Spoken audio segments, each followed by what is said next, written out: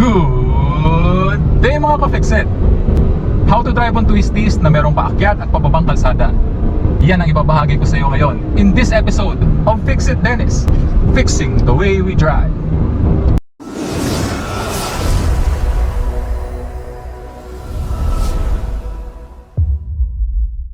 Okay mga ka-Fixit, so pupunta po tayo ngayon sa Cabiang Tunnel. Pero tatagos lamang po tayo dito papuntang Batangas dahil kami po ay pupunta sa isang resort which is located at Batangas po mga ka-Fixit. Okay, so ang ibabahagi ko sa iyo ngayon ay kung paano magmaneho sa mga twisties na merong paakyat at pababang kalsada.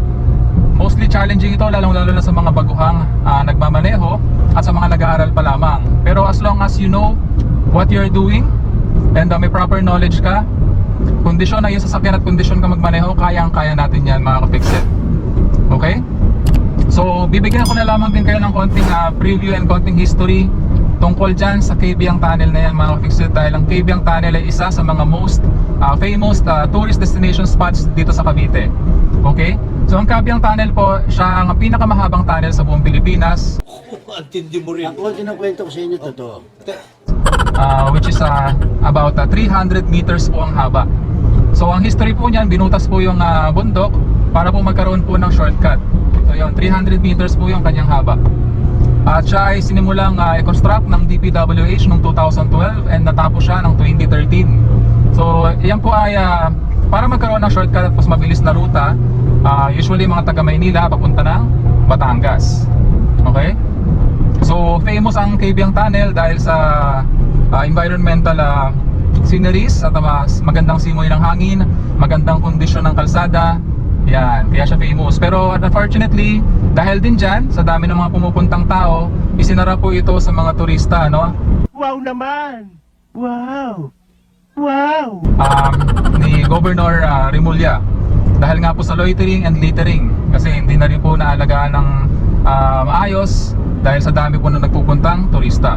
Okay? So proceed na po tayo sa ating tutorial proper mga ka-Fixit. So nandito po tayo ngayon sa Tagaytay, Nasugbu Highway mga ka-Fixit. Ito yung shortcut papunta sa Batangas, which is dadaanan po natin yung Cabiang Tunnel.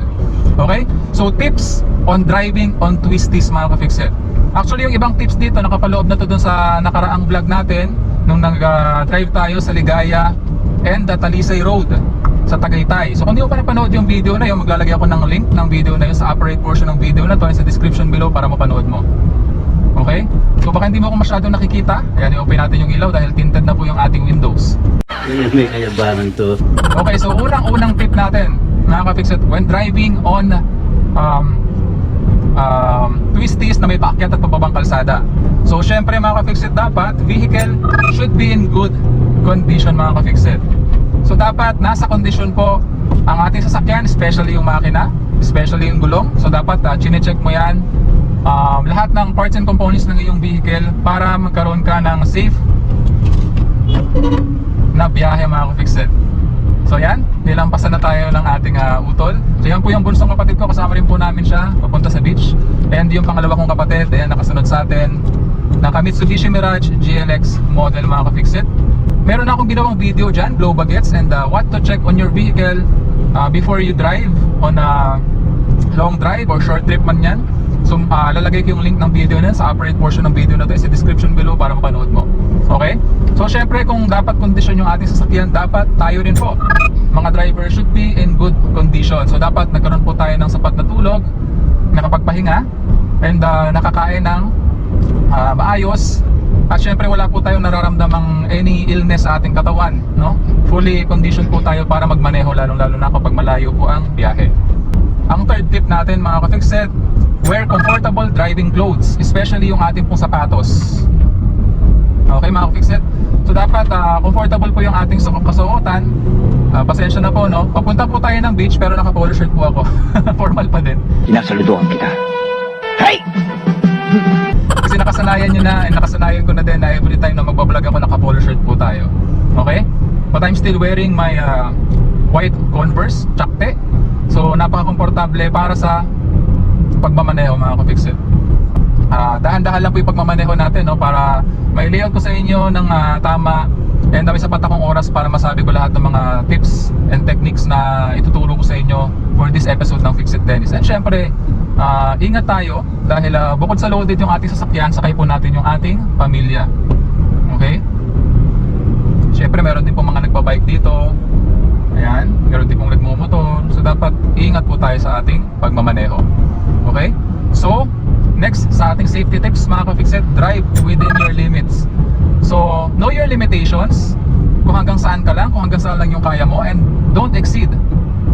Don't explore, no? Pero nasa sa'yo yan, kung malakas ang loob mo, explore beyond your limits. Pero I advise you, for your safety, don't. Lalong-lalo na kapag first time mo pa lamang dadaanan ang isang kalsada, or first time mo pa lamang dadaanan ang isang lugar. Lalong-lalo na sa mga ganito, yan, twisties, na mayroong paakyat at mayroong pababa. Okay? So next sa ating safety tips, maintain manageable speed and distance mga ka-Fixit. So i-maintain natin at panatilihin natin yung manageable speed all throughout our driving experience sa mga ganitong klase ng kalsada. Usually 40, 50, yan, ganyan yung speed. Maximum na yung 60 para sa mga ganitong twisties mga ka-Fixit, pero medyo delikado yung 60 para sa mga baguhan, no? So I advise yung mga 40, 50 kilometers per hour. Okay, lalong-lalo na pag loaded yung sasakyan. Ito, pansinin nyo mga ka-Fixit, merong nakabike sa harapan ko and merong sharp bend. So nakaka-tempt na overtaken siya, pero hindi natin gagawin dahil double solid yellow line po or orange line yung nakikita nyo sa kalsada. So it is strictly prohibited na overtake kapag may ganyang linya. Pero pwede naman kung wala tayong pasalubong. At syempre ayaw naman po nating masanggi po yung bisikleta, no? So next sa ating safety tips mga ka-Fixit, use a technology for safety. Okay, so gumagamit po tayo ng technology para sa ating safety at nakakatulong po yan sa ating pagmamaneho. Especially po yung Waze, Google Maps. Yan, malaking bagay po yan, no? Para maging safe po yung ating driving experience. So gamitin po natin. Ako kanina pa ako naka-Waze, no? Ito, sharp bend na merong downhill mga ka-Fixit. So for this particular road, gumagamit tayo ng engine braking. I mean third gear now. Pag medyo bumibilis, pumipreno ako pero saltik-saltik lamang mga ka-Fixit. Hindi po natin pwedeng ibabad yung ating paa sa preno dahil magkakaroon po tayo ng tinatawag na brake fading, or yung mawawalan po tayo ng preno dahil sa pagka-overheat ng ating brake pads. So huwag mo ibababad yung iyong paa sa preno. Ito, meron na namang downhill, so ilalagay ko yung ating gear sa second gear. Gagamitin natin yung engine brake ng second gear mga ka-Fixit at a very manageable speed. Then pepreno ako pag sobra na yung speed na yan. Then exiting the turn, bibigay ako ng gas. Okay mga ka-Fixit? Okay, so next sa ating safety tips mga ka-Fixit, don't overtake, especially on corners mga ka-Fixit. No overtaking pa mga ganitong klase. Ayan. Turn left on 407, Ternate Nasugbu Road. Okay, so narinig ninyo si Waze. Frequently updating us kung ano yung susunod na liko. Unfortunately, hindi kayang bigyan ng instructions ni Waze pagdating dito sa mga sharp corners na to, no? Kapag meron lang yung talagang liko na doon niya tayo magbibigyan ng particular instruction. Pero dito dahil wala naman lilikuan at mga fence lang naman ito, walang ibang kanto, so hindi na siya magbibigay ng instruction para dito. Turn left on 407, Ito. Ternate Nasugbu Road. Kailangan natin mag-left dito, Ternate, Nasugbu Road. Siguraduhin lamang walang kasalubong, ha? Continue straight for 25 minutes. Continue straight for 25 minutes. So dire-diretso lang for 25 minutes mga ka-Fixit. Pero dadaanan natin yung Kabyang Tunnel. Marami pong twisties dito. So dahan-dahan lamang po tayo. Okay mga ka-Fixit, ipagpatuloy natin yung safety tip kanina, no? Don't overtake, especially on corners mga ka-Fixit. So pagdating dito sa kalsada na to, no overtaking, strictly prohibited. Lalong-lalo na dahil meron po tayong double solid yellow line. Pero hindi po yellow ito, orange ito. Siguro dahil nag-fade na siya.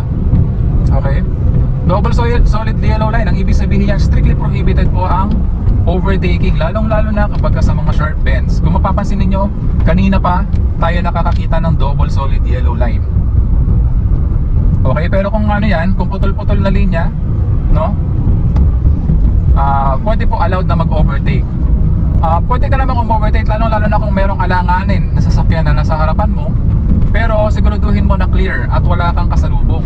Kasi lubhang delikado po na overtake sa mga ganitong klase ng kalsada. Hindi po ako nagbibigay ng gas mga ka-Fixit, ha? Engine braking lamang po ng third gear yung ating gamit. Pero dahil masyadong mabilis yan, nilalagay ko sa second gear. At kung mapapansin niyo, tataas bigla yung RPM. Dahil hindi na po angkop yung speed ng ating sasakyan sa second gear. So pepereno po ako, and the engine will slow down the vehicle. Yan, engine braking. So bibigay ako ng gas. So nandito na po tayo sa twisties. Kung mapapansin ninyo, double solid yellow line. Yan. So hindi talaga pwedeng overtake, and there's no need to overtake mga ka-fixit dahil wala naman pong sasakyan na nasa harapan natin. Hairpin, no? Sobrang curve and pa downhill mga ka-fixit. Okay. Ay. Sa probinsya. Parang sa amin. Okay lang po kayo dyan. So marami po tayong pasahero, puno po tayo ng pasahero at puno po tayo ng bagahe. So ingat lamang po. Siyempre kapag pababa at masyado mabigat yung karga ng iyong sasakyan, the gravity pull, talagang hihilain ka niyan pababa at bibilis masyado yung takbo ng iyong sasakyan. So gagamit lamang tayo ng engine braking ng second gear. Ayan, meron na namang sharp bend mga ka-fixit. Iingat lamang tayo. Para tayo nasa roller coaster. Nagbibiro lang ako. Okay mga ka-fixit, so next sa ating safety tip, kanina ko pa ginagawa, use engine brake efficiently mga ka-fixit. So hindi lamang natin gagamitin yung ating engine brake, kundi gagamitin natin yung ating engine brake efficiently mga ka-fixit, no? Dapat efficient, hindi pwedeng alam lang natin mag-engine brake pero hindi natin siya nagagamit ng tama. Okay, so I'm second gear na, I'm using the engine brake of second gear. Kung mapansin niyo, hindi ako nagbibigay ng gas. So tinanggal ko lamang yung aking paa sa accelerator pedal, no, para ino-OA-an ko lang para makita niyo na talagang hindi ako nagbibigay ng gas, ano. Okay? Pero ultimately, habang ako'y nagmamaneho, tinataas ko lamang yung paa ko sa accelerator pedal para hindi ako makapagbigay ng gas.